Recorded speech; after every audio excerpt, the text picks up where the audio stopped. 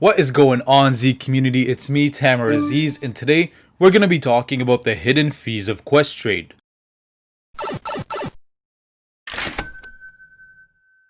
So there aren't actually any hidden fees of Questrade, they're just scattered all over the website. So what I did is just compiled them all together and made this video for you guys.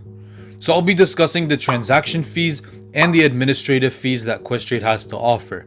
Keep in mind that I am not going to review the commission fees because we already did this in the Questrade review video. If you want to check this out, check out the link in the top right corner to find out about the commission fees as well. But for now, let's get started. First, we're going to talk about the transaction fees, specifically the exchange fees for now. The first fee that we're going to be talking about is the Electronic Communication Network fee, also known as the ECN fee. Now this fee will really depend on the market that you are going to be buying from and the ECN that your order will be getting filled through. The most important part to know about this entire process is adding and removing liquidity. Adding liquidity is just a fancy way of saying that you are placing an order that is not between the bid and the ask price. For adding liquidity, you will only be charged a fee if you place orders through the EDGA exchange. Everything else is for free. And as you can guess, removing liquidity is placing orders that are between the ask and the bid price. It is free to remove liquidity from the EDGA, MNGD, and LAMP exchanges, which are ECNs that will be found on the American markets. Now, to remove liquidity from Canadian markets, this is where things might get a little tricky.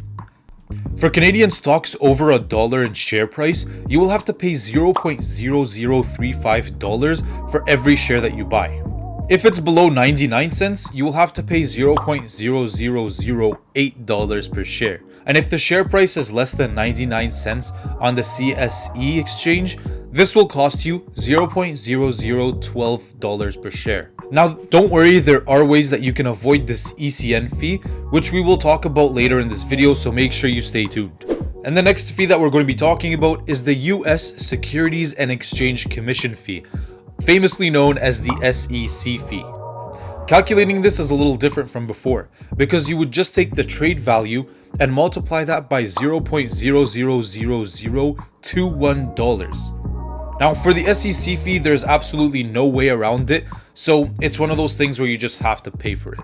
The next fees are ADR fees, which are also known as American Depository Receipts. ADRs are just copies of international companies that are on American listed exchanges. A perfect example of this is our famous Japanese camera company, Canon. This is originally listed on the Japanese stock market, but there is an ADR for it on the New York Stock Exchange under the ticker symbol CAG. Now, this ADR fee is charged every year and will vary from company to company. But once you actually buy this ADR, you will get a prospectus that will show you everything that you need to know along with this ADR fee. The next fees that we will be talking about are for warrants and rights. Both types of these investments are issued by companies in order to raise money. These warrants and rights basically give shareholders the right to buy stocks at discounted prices. Now, adding liquidity is free, but removing liquidity has a price tag attached to it. Now, regardless of the exchange that you are going to be removing liquidity from, you would have to pay 0.025% of the order value itself. This would be a minimum of 50 cents and a maximum of $50 that you would have to pay to buy warrants or rights. The next fees apply to notes and debentures. Now, these are a little bit different because notes and debentures are actually investments in debt for reputable companies. The difference between them is that notes will guarantee you a return where debentures will not. Now, the fee that will be charged is 10 cents for every $1,000 of par value.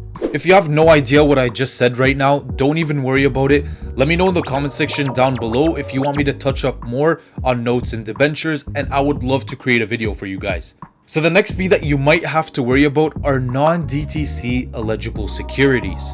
DTC stands for Depository Trust Company. Think of it as a place where all trades and all information about companies are recorded. Now, there are some companies that aren't eligible to be on this DTC, and if that's the case, you would have to pay Questrade $450. But there are fees that Questrade will charge you if you do very specific things.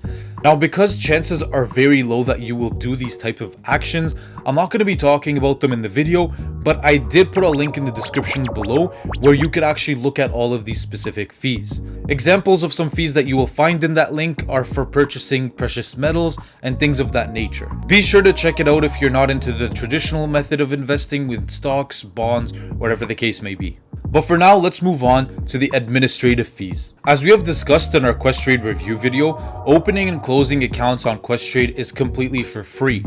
Now, keep in mind that there is an inactivity fee of $24.95 per quarter if you have less than $1,000 in your account. There are actually ways that you could avoid this inactivity fee, which you could check out once again in the Questrade review video. The next fee that you might actually have to worry about is full plan deregistration. This will only apply to you if you have a tax-free savings account or a registered retirement savings plan. Full plan deregistration just means that you are withdrawing the entire amount out of your TFSA or RRSP and closing your account on top of that. And if you do this for your HBP or your LLP, that would be $50. Now there's another fee for partial plan deregistration. If you guessed that this is just taking a portion from your registered accounts instead of a full amount, you guessed right. By doing this, you would have to pay Questrade $50, and if you did this out of your HBP or LLP, you would then have to pay $25. And I don't even know why this is a thing because it's so specific, but if you have a registered education savings plan, Questrade is going to be charging you $5 of commission every day that you decide to trade US stocks. But keep that in mind if you have an RESP. RESPCT. That's what you do to me. Oh wow. Now the next fees that we're going to be talking about have to do with transfers and withdrawals. If you're going to be funding your Questrade account through an EFT, also known as an electronic fund transfer, this will be free for your first 50,000 Canadian dollars and for your first 25,000 US dollars. Now, if you decide to do a wire transfer instead, this will be $20 for the Canadian dollar, $30 for the US dollar, and $40 for international currencies. If you transfer an uncertified check, that'll cost you $50, and if you transfer a certified check, that'll cost you $75. Patient fund checks will cost you $30, and stop payments will cost you $25. But let's say you're in a situation where you're really mad at Questrade and you want to now transfer your account to another broker. If you wanted to transfer your full account, that would be $150 that would come out of your pocket. If it's only a portion of your Questrade account, then you would have to pay $25. And the last type of transfer would be an estate settlement, which you would have to pay $200 per account. To be honest, I didn't really know what estate meant until a couple of weeks ago, but basically this is if the account holder dies or something happens to them, you could basically retrieve that account if you are in their will, but you would have to pay $200 for it. The next type of fees that you might have to worry about are certificates. Certificates are literally certificates that basically prove that you are a shareholder of a specific stock. There is something called deposits or withdrawals at a custodian, also known as DWAC, and this is basically when you transfer a certificate from one account to another. For certificate re-registration, which is the case where you are transferring shares of a stock from one person to another, you would have to pay $300 for both Canadian stocks and American stocks. To get this process rushed, it would be $450 for American shares and $400 for Canadian shares. Now, the certificates in general usually come as a piece of paper, literally like a degree or something. But with this DRS, you can actually have it registered electronically. So you don't really need that physical piece of paper. To get this electronically, you would have to pay $300. The next fee are document requests. If you like to have your documents in paper, you're really going to want to know about these type of fees. If you want a copy of trade confirmations or account statements, you would have to pay $20 to get this in paper. If you wanted any document at all from Questrade delivered to your house, you would have to pay $35. If your house is in the States and you wanted to get it delivered there, you would have to pay $70. And these are both by special couriers. If you wanted it just by regular mail, then you would have to pay $10 only. And basic document retrieval is just $20 per document. Now that we're done all the fees, let's talk about how you can avoid the ECN fees. Now there are 3 different ways that you can avoid paying this ECN fee. The first way to avoid this payment is to buy shares in increments of 100. For example, if I bought 50 shares, I would be at risk of actually getting an ECN fee charged to me. But if I bought 100, 200, 300 shares, I wouldn't have to pay this ECN fee at all. The other two ways that you could avoid this ECN fee is by buying at the ask or selling at the bid. The reason why the ECN fee would be avoided is because of how these exchanges work, which I'm not really going to touch upon in this video because it's completely unrelated.